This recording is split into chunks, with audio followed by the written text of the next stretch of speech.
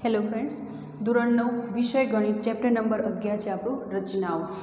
રચનાઓનો basic ખ્યાલ આપણે રચનાઓ એટલે કે એક પ્રકારની તમારે આકૃતિઓ ડ્રો કરવાની છે કે જે માપ અને જે ખૂણાઓના માપ તમને આપેલા છે એની મદદથી તમારે ફૂટપટ્ટી, પરિકર, પેન્સિલ આટલી વસ્તુઓને કોણ માપક આ વસ્તુની જ ઉપયોગથી આપણે કેટલીક રચનાઓ દોરવાની છે। તો એની અંદર તમારે આખા ચેપ્ટરની અંદર 3 ભાગ છે। એક તો પહેલું છે ખૂણાઓનો દ્વિભાજક।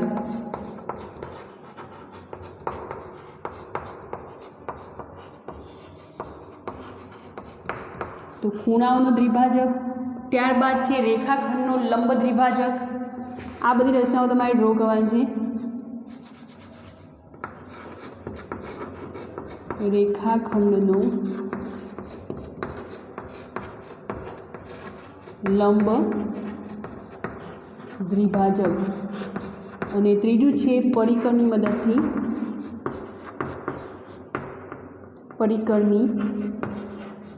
मददथी खूणाओ। तो आ 3 प्रकार है। आपणे आ 3 प्रकार रचनाओं जोवानी छे, એટલે કે परिकर द्वारा खूणाओ, रेखाखंडनो लंब द्विभाजक और खूणाओनो द्विभाजक। हवे तमने ज्यारे खूणाओ द्विभाजक कोई खूणो आपेलो होय एनो द्विभाजक शोधवानो होय तो पहला तमने ख्याल होवो जोईए के द्विभाजक एटले शुं। तो नाम परथी ज ख्याल आवशे। तो अहींया शुं लख्युं छे द्वि एटले के कोईपण खूणो होय एनो अर्धो भाग जेने शुं कहे छे द्विभाजक। એટલે તમારે એ જ્યારે કોઈપણ ખૂણાનો દ્વિભાજક હોય અને રચના દોરવાની કઈ હોય ત્યારે શું કરવાનું છે? તો પહેલાં તો ધારો કે કોઈક માપની એક લાઈન ડ્રો કરવાની છે। કોઈ માપથી એક આ રીતે કોઈક લાઈન ડ્રો કરી દેવાની છે। પહેલાં તો ધારો કે આ એ બી કિરણ આપણે ડ્રો કરી, એટલે કે ફૂટપટ્ટીની મદદથી કોઈ ચોક્કસ માપ તમને આપેલું હોય તો એ ચોક્કસ માપ આપણે અહીંયા લેવાનું છે। ત્યારબાદ તમારે परिकरनी अंदर पेन्सिल राखी अने कई रीते करवानुं छे कि आ जे माप छे एनुं कोई चोक्कस एक माप लेवानुं छे। अहींया धारो के हूँ आटलेथी आटले सुधीनुं कोईक माप लई लઉં છું। हवे ए माप लीधा पछी अहींया परिकरनी अणी छे, परिकरनो जे भाग छे धारवाळो ए अहींया राखवानो छे। पेन्सिलनी अणी क्यां राखवानी छे? आ माप जे लीधुं एथी अहींया उपरनी बाजु अने त्यां तमारे एक चाप आपवानी छे। क्लियर? हवे ए जे पेन्सिल अणी छे धारो के अहींया मूकवानी छे। धारो के आने नाम आपी दऊं हूँ सी। जे परिकरनी धार हती अहींया मूकी अने पेन्सिलथी आपणे अहींया एक चाप आपी दीधी। अहींया फरीवार ए परिकरनी धार मूकी अने अहींया राखी अने पेन्सिलथी एक बीजी एक तमारे चाप आपवानी छे। हवे आ जे बे बिंदुओ छे एमांथी पसार थती कोईक एक लाइन अहींया तमारे दोरवानी छे। फूटपट्टी हशे अने चोक्कस माप हशे तो तमारी जोड़े एक्जेक्ट आ माप तमने आ रीते मळी जशे। એટલે કે આ સાધનોનો ઉપયોગ કરીને જ આપણે રચનાઓ દોરવાની છે। આને નામ આપી દઈએ, જે બિંદુમાં જ્યાં છેદે છે એ નામ આપી દઈએ આપણે ડી। તો ધારો કે આ ખૂણો બન્યો તમારો 60 અંશનો, આ ખૂણો બની ગયો છે 60 અંશનો। તો હવે તમને ખૂણાનો દ્વિભાજક કહે છે, તો દ્વિભાજક તમે કઈ રીતે દોરશો?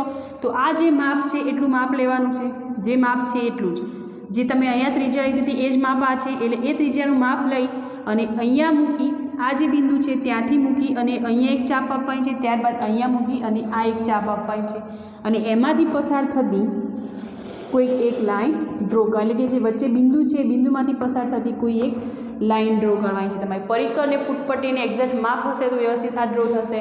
तो आ जे थई गयो अर्धो खूणो बनी गयो, तो आ केटला अंशनो थई जवानो?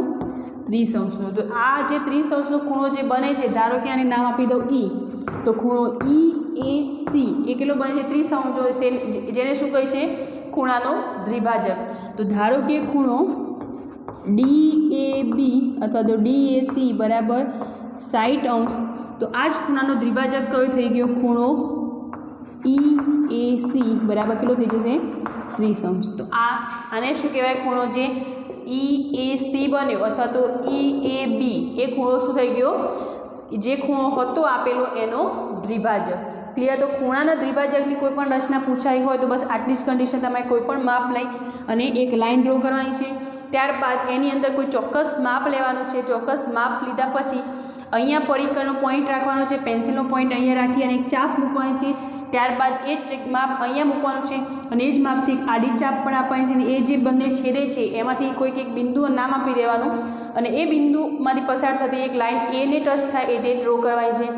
ત્યારબાદ દ્વિભાજક કયો છે એટલે કે એટલું જ માપ લઈ અને ડી બિંદુ પરથી રાખીને એક ચાપ મૂકવાની છે અને એક સી ઉપર રાખીને એક ચાપ મૂકવાની અને એ જે બંને છેદે છે ત્યાં એક બિંદુનું નામ આપી દેવાનું, એમાંથી પસાર થતી એક લાઇન ડ્રો કરવાની. એ ત્યારે આપણે શું બનશે? ખૂણાનો દ્વિભાજક. જોઈએ આપણે રેખાખંડનો લંબ દ્વિભાજક. તો રેખાખંડની અંદર શું કરવાનું છે?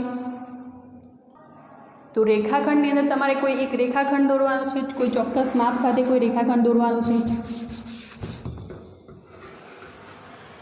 ધારો કે આ એ બી રેખાખંડ છે, એ અને બી.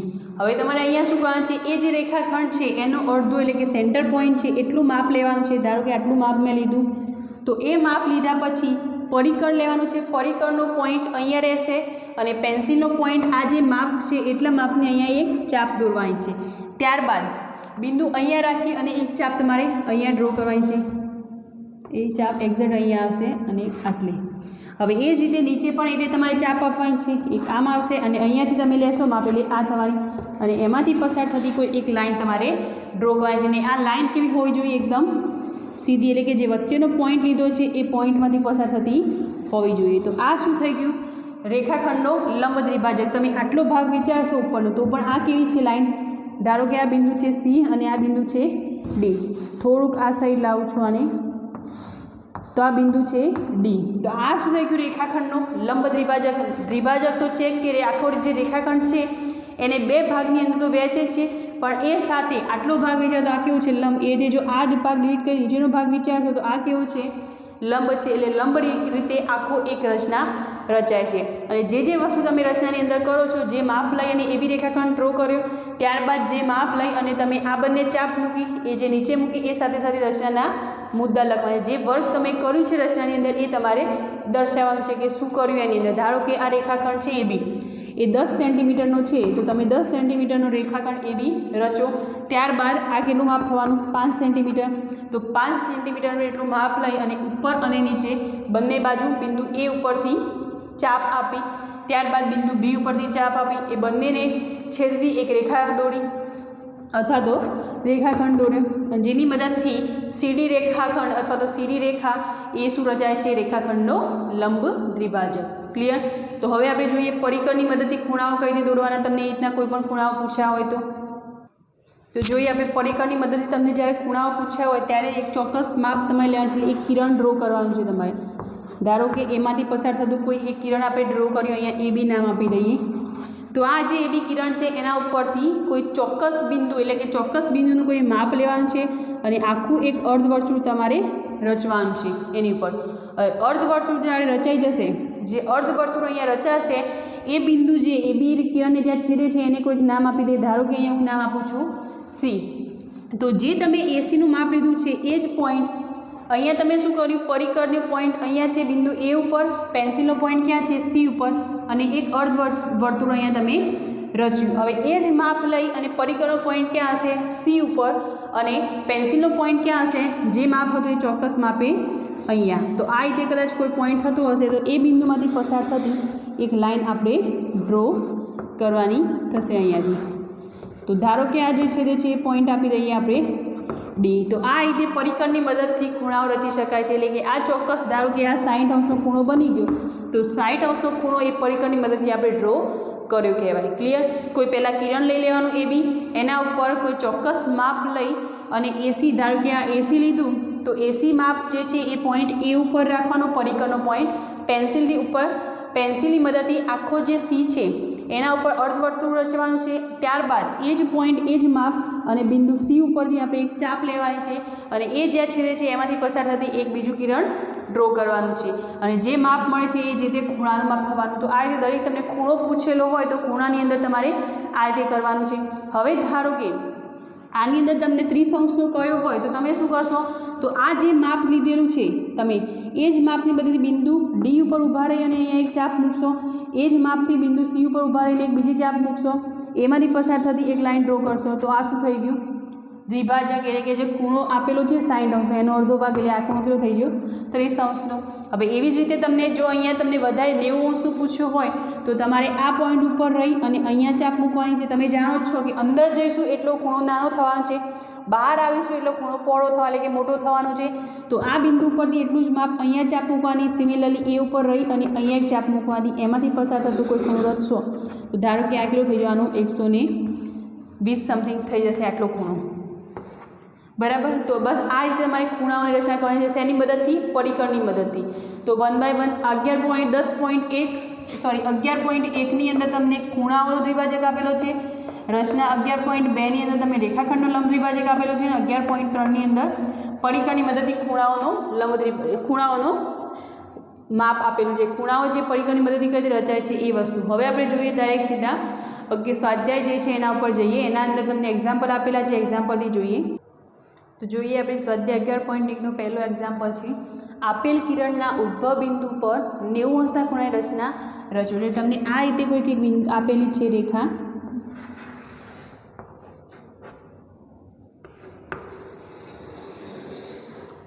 ધારો કે આ એની અંદર તમને નામ આપેલું છે AB ઉદ્ભવ બિંદુ આપેલું છે, તમને AB કિરણ આની અંદર આપી દીધેલું છે।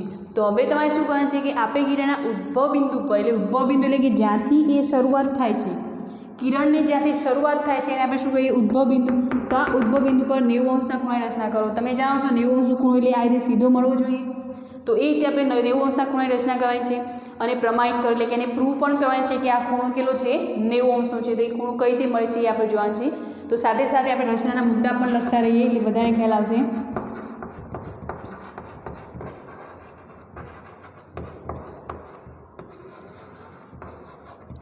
તો સૌથી પહેલાં આપણે શું કરીશું? જે AB કિરણ આપેલું છે તો પહેલો મુદ્દો શું છે? AB કિરણને એક બિંદુ તરફથી લંબાવી MAB રેખા મેળવો।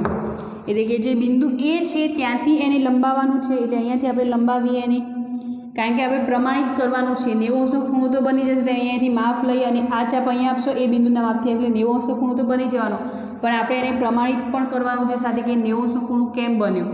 તો અહીંયા આ M બિંદુ આપી દઈએ ધારો કે, ક્લિયર। તો ત્યાં સુધી MAB આખી એક રેખા બની ગઈ। હવે એ ઉદ્ભવ બિંદુથી આપણે આ સાઈડમાં એટલું કિરણ લઈ લીધું એટલે આ શું થઈ ગઈ? આખી એક MB કહી દો અથવા તો MAB એ આખી રેખા મળે છે। હવે આપણે શું કરવાનું છે કે અહીંયા એથી કોઈ ચોક્કસ માપ લઈ અને અર્ધવર્તુળ રચવાનું છે। એથી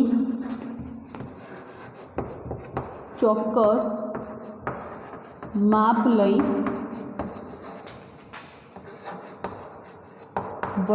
અર્ધવર્તુળ રચો।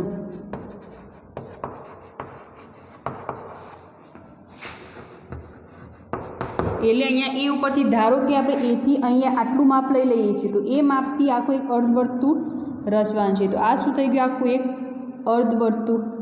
હવે એ જે રેખાને છેદે છે એ બિંદુના નામ આપી દે, ધારો કે આ X છે, ધારો કે આ Y છે। તો ત્રીજો મુદ્દો આપણો થશે કે જે રેખા MAB ને છેદે તે બિંદુને અનુક્રમે X અને Y નામ આપો, અથવા તો અનુક્રમે X અને Y છે એમ પણ લખી શકો। હવે આપણે શું કરવાનું છે કે આ જે XY છે એટલું જ માપ જે લીધું એ માપ લઈ અને Xને X ઉપર પરિકર મૂકવાનું છે અને Y જેટલું માપ લેવાનું છે, અથવા તો તમે જે XY છે એનું અડધું માપ લઈ લો।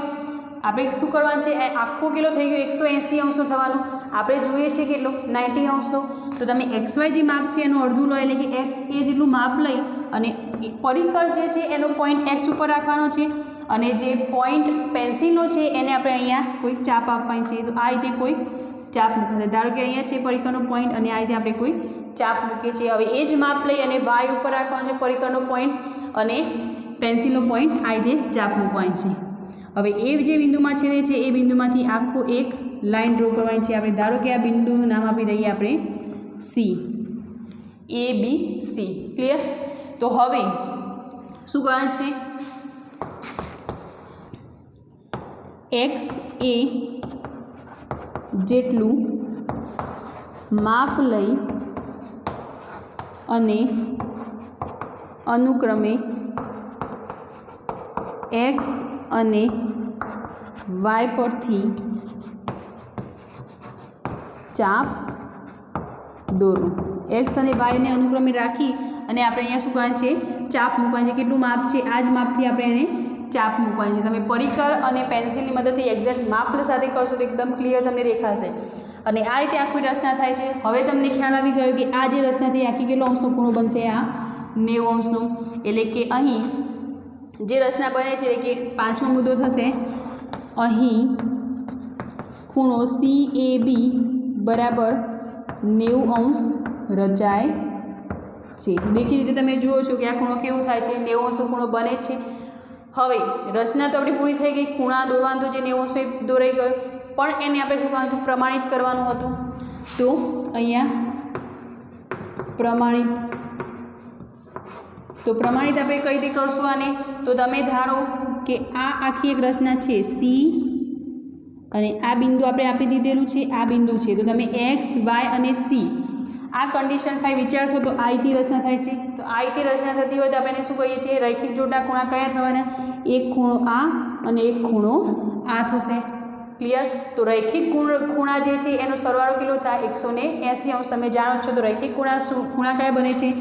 કે અહીં ખૂણો સી એ એક્સ અને ખૂણો સી એ વાય રૈખિક જોડના ખૂણા બને છે. તો રૈખિક જોડના ખૂણા બનતા હોય તો આપણે શું લખી શકીએ? પહેલાં તો કે ખૂણો CAX પ્લસ ખૂણો CAY બરાબર 180 અંશ. બંનેનો સરવાળો કેટલો થાય? 180 અંશ. તો તમે જાણો છો કે બંનેનો સરવાળો 180 અંશ થાય, પણ આ બંને ખૂણાઓ જે છે એ કેવા છે? સમાન જ છે. એટલે કે 2 ઇન્ટુ આપણે આજે લખી શકીએ 2 ઇન્ટુ ખૂણો CAY અથવા તો CAB. તમે આટલે સુધી આગળ લંબાવો તો પણ એ સમાન જ થવાનું છે. બરાબર શું લખી શકીએ? 180 અંશ. બંને ખૂણા તો સરખા છે. આ પણ 90 અંશનો છે, આ પણ 90 અંશનો છે. એટલે કે 2 ઇન્ટુ CAY અથવા તો CAB. તો ખૂણો CAY બરાબર 102 ગુણાયેલા છે. બરાબરની સામે જશે ક્યાં જવાના? ભાગાકારની અંદર. તો ખૂણો CAY બરાબર કેટલા થઈ જવાના? 90 અંશ. CAB પણ લખી શકો. આખો જે સળંગ ખૂણો છે એ પણ તમે દર્શાવી શકો. તો CAY બરાબર આપણને કેટલા મળશે? 90 અંશ. આપણે પ્રમાણિત કરવાનું કહ્યું હતું તો પ્રમાણિત પણ થઈ ગયું. જોઈએ હવે નેક્સ્ટ એક્ઝામ્પલ. તમને આ રીતે ખૂણો જ રચવાનો છે તો 45 અંશનો ખૂણો કઈ રીતે બનાવાય એ આપણે જોઈએ. નેક્સ્ટ હવે આપણે જોઈએ સેકન્ડ નંબરનો એક્ઝામ્પલ જે હતો એની અંદર તમને કન્ડિશન શું આપી છે? આના આ જ વસ્તુ છે, ખાલી આપણે 45 અંશનો ખૂણો બનાવવાનો કહ્યો છે. તો 45 અંશનો ખૂણો બનાવવા માટે આપણે 90 અંશના ખૂણાની જરૂર પડશે. તો આ હતો આપણો 90 અંશનો ખૂણો. તો બેઠો આના આ જ વસ્તુ, ખાલી આપણે એનો દ્વિભાજક મેળવવાનો છે. એટલે કે ખૂણાનો દ્વિભાજક એટલે 90નો અડધો જે ભાગ થશે એને આપણે શું કહી શકીએ? 45 અંશનો ખૂણો. કારણ કે આ છે આખો 90 અંશનો. તો હવે અહીંયા આપણે શું કરવાનું છે? દ્વિભાજકની જરૂર પડશે. તો ધારો કે આ જે છેદે છે AC બિંદુમાં એને કોઈ નામ આપી દો. ધારો કે P બિંદુ નામ આપી દો. તો હવે તમારે શું કરવાનું છે? જે AY માપ છે જે ત્રિજ્યા, એ ત્રિજ્યા કરતાં થોડીક મોટી ત્રિજ્યા લેવાની છે. અને ધારો કે અહીંયા સુધી આ માપ લઉં છું તો એ માપ લીધા પછી પરિકરનો પોઈન્ટ છે એ ક્યાં હશે? બિંદુ P ઉપર. અને આ જે માપ છે એટલા માપને અહીંયા ચાપ મૂકવાની છે. હવે એ જ પરિકરનો પોઈન્ટ Y ઉપર હશે અને અહીંયા એક ચાપ મૂકવાની છે. હવે આ જે બિંદુ છેદે છે, ધારો કે આ બિંદુ છે Z, તો આમાંથી પસાર થતી એક લાઈન ડ્રો કરવાની છે આપણે. તો આ જે ખૂણો હતો એનો અડધો ભાગ આ મળી ગયો. ક્લિયર? તો આ જે ખૂણો બન્યો એ કેટલો હશે? અડધો 45 અંશનો. રચનાના મુદ્દા પહેલાં જે છે એમના એમ જ રહેશે. ત્યારબાદ શરૂઆત થશે. છઠ્ઠો મુદ્દો આપણો કયો થઈ ગયો? AY કરતાં મોટી, AY કરતાં મોટા માપની ચાપ અનુક્રમે બિંદુ P અને બિંદુ Y પરથી લો। તો Y પરથી લીધા પછી આ જે રચાય છે એ કયો ખૂણો થઈ ગયો? ખૂણો ZAY બરાબર 45° મળે છે અથવા તો રચાય છે। તો ઇઝીલી જે 90° ખૂણાની રચના હતી એ રચના એમના એમ જ રહેશે, પણ સાથે આપણે શું કરવાનું છે? 45° ખૂણો બનાવવા માટે એ જ ખૂણાનો દ્વિભાજક લેવાનું છે। તો હમણાં તમને સમજાય તો દ્વિભાજક લેવો હોય એટલે એટલું માપ લઈ અને આપણે સામસામે બંને બિંદુઓને ચાપ મૂકવાની, એટલે આપણને શું મળી જશે? દ્વિભાજક। તો આ દ્વિભાજક મળી ગયો। આની અંદર પણ તમને પ્રમાણિત કરવાનું કહ્યું છે, તો પ્રમાણિત કરવા માટે આપણે અહીંયા શું કરીશું? આ એક રચના જે ડ્રો થશે, બિંદુ P ને જોઈન્ટ કરો તમે, આ તો એક ત્રિકોણ જેવી રચના તૈયાર થશે। અહીંયા કયું ત્રિકોણ બને છે? ZPA અને બીજું બને છે ZYA।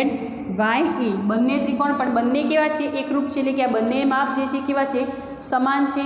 અને આપણે ખૂણો આ જ બતાવવાનો છે ખાલી, ક્લિયર? તો આખો ખૂણો કેટલો છે? એટલે કે ખૂણો આપણે આ લઈ શકીએ ZPA પ્લસ ખૂણો ZAY બરાબર કેટલા મળશે? બંનેના થઈને 90°। બંને એકરૂપ છે, હમણાં કહ્યું કે બંને ત્રિકોણ એકરૂપ છે, તો બંને ખૂણાઓ જે છે એકરૂપ થવાના। બાજુ બધી સરખી જ છે, તો એ શરત પ્રમાણે તો હવે આપણે શું કરવાનું છે એને પ્રમાણિત કરવા માટે? તો 2 ખૂણો ZAY અથવા તો B 2 હવે એ બરાબર કેટલા થઈ ગયા? ખૂણો ZPA પ્લસ ખૂણો ZAY બરાબર 90°। બરાબર। હવે આ જે માપ છે એટલું જ માપ આપણને આ મળવાનું છે, તો આપણે એવું લખી શકીએ અહીંયા કે 2 ટાઈમ ZAY બરાબર 90°। તો ZAY બે ગુણેલા છે તો બરાબરની સામે જશે તો ક્યાં જવાના? ડિવાઈડમાં 90 ભાગ્યા 2 બરાબર કેટલા મળશે આપણને?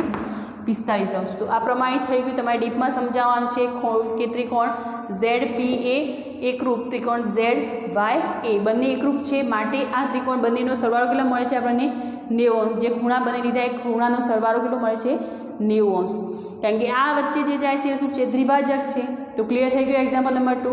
એક્ઝામ્પલ નંબર 3 જે છે તમારે હોમવર્કની અંદર જાતે કરવાનું છે, એની અંદર પણ આ રીતના તમારે ખૂણાઓ જ રચવાના છે।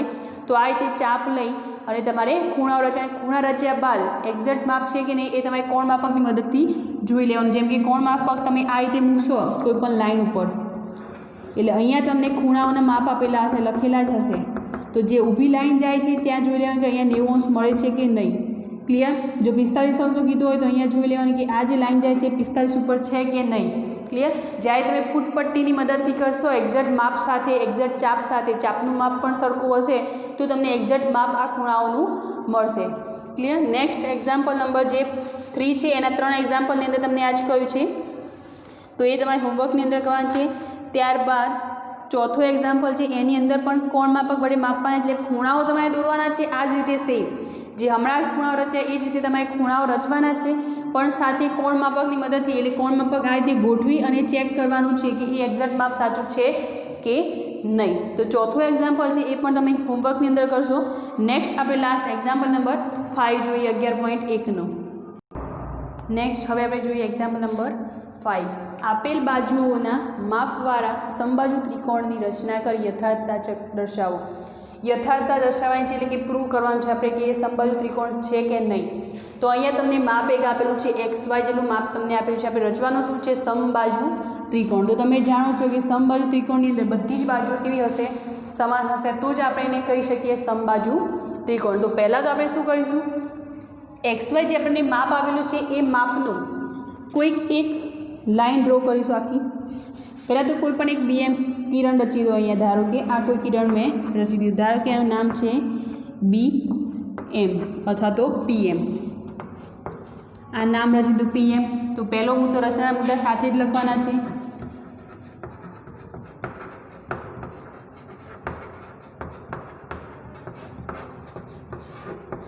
BM કિરણ રચો। હવે આપણે શું કરવાનું છે, અહીંયા તમને માપ આપેલું છે XY જેટલું, તો XY જેટલું માપ લઈ અને Pને કેન્દ્ર લઈ XY જેટલું માપ લેવાનું છે આપણે, અને એ માપ સાથે પરિકરનો પોઈન્ટ ક્યાં હશે, P ઉપર, અને BM ઉપર એક ચાપ રચવાની છે, આ રીતે એક ચાપ મૂકવાની છે, અને એ ચાપ જે PM કિરણને છેદે એ બિંદુને નામ આપ્યું તો ધારે કે Q. ક્લિયર? તો આ થઈ ગયું Q બિંદુ. તો આપણે મુદ્દો થશે નેક્સ્ટ કે XY, તમને બુકની અંદર આપેલું છે XY, તો XY જેટલું માપ લઈ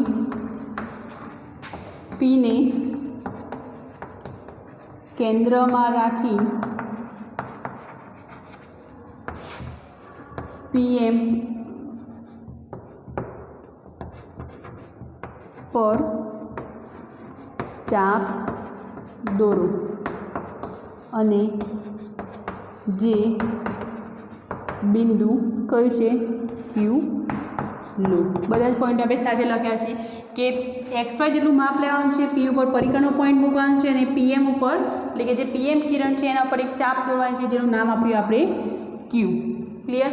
હવે આપણે શું કરવાનું છે, એ જ PXY જેટલું માપ એટલે કે PQ માપ એ કેટલું થઈ ગયું, XY જેટલું થઈ ગયું હોય, તો XY જેટલું માપ લઈ અને Pને કેન્દ્ર લઈ અને અહીંયા કોઈ એક ચાપ આપવાની છે, ત્યારે એટલું જ માપ Q ઉપર રાખી અને અહીંયા કોઈક એક ચાપ આપવાની છે જેને નામ આપી દઈએ આપણે R.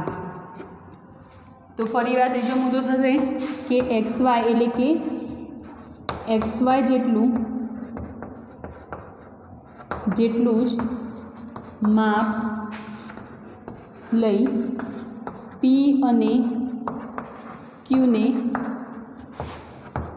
કેન્દ્ર લઈ એક ચાપ દોરો. બંનેને કેન્દ્રમાં રાખી એટલે કે એક ચાપ દોરવાની છે. હવે ત્યાંથી આ લાઈન ડ્રો કરી દો એટલે કે Q R જે બિંદુ લીધું એને P સાથે જોડી દો અને એ જ રીતે Q સાથે પણ જોડી દો. બરાબર? તો ચોથો મુદ્દો થશે આપણો R બિંદુને અનુક્રમે P અને Q બિંદુ સાથે જોડો. હવે જ્યારે જોડશો ત્યારે આ જે માપ છે આપણે PQ એટલું જ માપ આ લીધું છે, તો PR માપ કેટલું થવાનું, PQ જેટલું જ. હવે Qને કેન્દ્ર લઈ અને આપણે એટલું જ માપની અહીંયા ચાપ મૂકી છે, તો QR કેટલું થવાનું, એટલું જ થવાનું. ધારો કે આ 5 સેન્ટીમીટર લીધું છે આપણે, તો આ માપ પણ કેટલું થવાનું 5 સેન્ટીમીટર, આ પણ કેટલું થવાનું 5 સેન્ટીમીટર. તો કોઈ ત્રિકોણ એવી રચના થાય છે PQR, આ ત્રિકોણની ત્રણેય બાજુનું માપ જો સમાન હોય તો એવા ત્રિકોણને આપણે શું કહી શકીએ, સમબાજુ ત્રિકોણ. તો પાંચમો મુદ્દો આપણો એ થશે કે અહીં ત્રિકોણ PQR રચો જેમાં PQ બરાબર PR બરાબર RQ અથવા તો QR. બંને ત્રણ માપ કેવા થાય છે, સમાન થાય છે. તો છઠ્ઠો મુદ્દો, ત્રણેય માપ જો સમાન થતા હોય તો શું રચાશે, સમબાજુ. આમ સમબાજુ ત્રિકોણ રચાય છે. ક્લિયર થઈ ગયું? તો સમબાજુ ત્રિકોણ આપણે રચવાનું કહ્યું તો એ રચી લીધું. તમને યથાર્થતા દર્શાવવાની કઈ છે એટલે કે એ પ્રૂવ કરવાનું છે કે કઈ રીતે રચાય છે.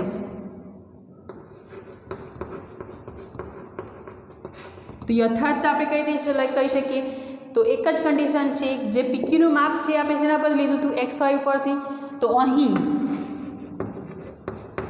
XY બરાબર PQ અને PQના માપ ઉપરથી આપણે શું લીધું હતું, PRનું માપ, PR બરાબર QR થાય છે. માટે XY બરાબર PQ બરાબર PR બરાબર QR હોવાથી આપેલ ત્રિકોણ સમબાજુ ત્રિકોણ છે એવું આપણે કહી શકીએ. કારણ કે XYનું માપ છે એ જ માપ આ ત્રણનું માપ છે એક્ઝેક્ટ એટલું. ધારો કે આ 5 સેન્ટીમીટર હોત તો PQ PR અને QRનું બધાનું માપ કેવું છે, 5 સેન્ટીમીટર અને 3 બાજુના માપ જો સમાન હોય તો એને આપણે શું કહીએ છીએ સમબાજુ ત્રિકોણ. ક્લિયર થઈ ગયું એક્ઝામ્પલ આખું. તો આ સાથે આપણું ચેપ્ટર જે છે રચનાઓ એ અહીંયા પૂર્ણ કરીએ છીએ. 3 રચનાઓ રચના 11.1 જે ખૂણાનો દ્વિભાજક, બીજું હતું કે રેખાખંડનો લંબ દ્વિભાજક અને ત્રીજું હતું પડીકરની મદદથી ખૂણાઓ રચવા. અને એના રિલેટેડ કેટલા એક્ઝામ્પલ હતા કે આપણે પડીકરની મદદથી ખૂણાઓ કઈ રીતે રચી શકીએ. ત્યારબાદ આવી રીતે સમબાજુ ત્રિકોણ તમને કયો હોય તો એ તમે પડીકરની મદદથી કઈ રીતે રચી શકો, એટલે કે એક્ઝેક્ટ કોઈ માપ આપેલું હોય તો એની મદદથી તમે કઈ રીતે રચી શકો એ આપણે સમજ્યા. અને સ્વાધ્યાય 11.1 છે એના ફર્સ્ટ આ 5 એક્ઝામ્પલ છે એ જ તમારી સિલેબસની અંદર છે અને એ 5 એક્ઝામ્પલમાંથી જ તમારા એક્ઝામની અંદર પૂછાવાના છે. તો આ સાથે આપણું ચેપ્ટર જે છે એ અહીંયા પૂર્ણ કરીએ છીએ. નેક્સ્ટ વિડીયોની અંદર આપણે નવું ચેપ્ટર આગળ જોઈશું. Thank you.